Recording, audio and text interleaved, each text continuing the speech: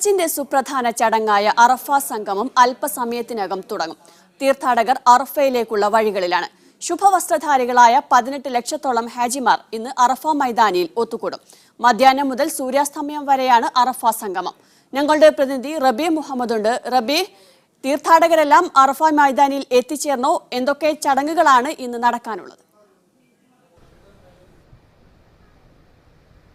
സുഹൈല, ഹജ്ജിന്റെ ഏറ്റവും പ്രധാന ചടങ്ങായ അറഫ സംഗമത്തിലുള്ള വിശ്വാസികളുടെ ഒഴുക്ക് തുടരുകയാണ്. ഇന്നലെ രാത്രി മിനയിൽ നിന്ന് ആരംഭിച്ച ഈ തീർത്ഥാടക പ്രവാഹം 1.5 മണിക്കൂറിനുള്ളിൽ അവസാനിക്കും. സൗദി സമയം 12 മണിയോടുകൂടി ഈ മസ്ജിദ് നെമിറയിൽ അറഫ പ്രഭാഷണം നടക്കും. പ്രവാചകന്റെ ഹജ്ജ് വേളയിൽ അദ്ദേഹം നടത്തിയ പ്രഭാഷണത്തെ അനുസ്മരിച്ചുകൊണ്ടുള്ള പ്രസംഗമാണ് നടക്കുക. അതിനുശേഷം ളുഹർ അസർ നമസ്കാരങ്ങൾ തീർത്ഥാടകർ ഒരുമിച്ച് നമസ്കരിക്കും. തുടർന്ന് വൈകുന്നേരം വരെ സൂര്യൻ അസ്തമിക്കുന്നതിന് തീർത്ഥാടകർ അറഫയിൽ തുടരും.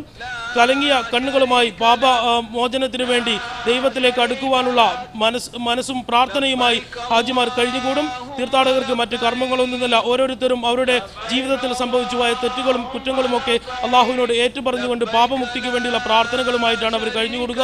ദൈവസ്മരണയും ഖുർആൻ പാരായണവുമായി വൈകുന്നേരം വരെ അറഫ ഭൂമിയിൽ അവർ കഴിച്ചുകൂട്ടും. അതിനുശേഷം മുസ്ദലിഫയിലേക്കാണ് തീർത്ഥാടകമടക്കം. ഇന്നലെ രാത്രി മുതൽ ആരംഭിച്ച തീർത്ഥാടക പ്രവാഹം ഇപ്പോൾ വളരെ ശക്തിയായി തുടരുകയാണ്. മുൻ വർഷങ്ങളെ അപേക്ഷിച്ച് ഇത്തവണ അറഫയിലെ ചൂടിന് അല്പം കുറവുണ്ട് എന്നാണ് നമുക്കിപ്പോൾ പറയാൻ കഴിയുക. കാരണം ഈ 10:30 മണി ഇപ്പോൾ കഴിഞ്ഞു. ഈ സമയത്ത് മുൻ വർഷങ്ങളിലെല്ലാം തന്നെ കടുത്ത ചൂടായിരുന്നു. എന്നാൽ അല്പം ആശ്വാസം ഉണ്ട് എന്നുള്ളത് സന്തോഷകരമായ ഒരു കാര്യമാണ്. ഇന്ത്യൻ ഹാജിമാരും അതുപോലെ തന്നെ മലയാളികളായ മുഴുവൻ ഹാജിമാരെല്ലാവരും തന്നെ ഇതിനകം തന്നെ അറഫയിൽ എത്തിക്കഴിഞ്ഞു. ആശുപത്രികൾ ചികിത്സയിലുള്ള ഏതാനും ചില രോഗികളെ അല്പസമയത്തിനുള്ളിൽ തന്നെ ഇവിടെ എത്തിക്കും എന്നാണ് ഹജ്ജ് മിഷൻ അധികൃതർ അറിയിച്ചത്. ഏതായാലും ലോക മുസ്ലിങ്ങളുടെ മഹാസംഗമമായ അറഫ സംഗമത്തിനായി 19 ലക്ഷത്തോളം വരുന്ന തീർത്ഥാടകർ അറഫയിൽ ഒരുമിച്ച് കൂടുകയാണ്.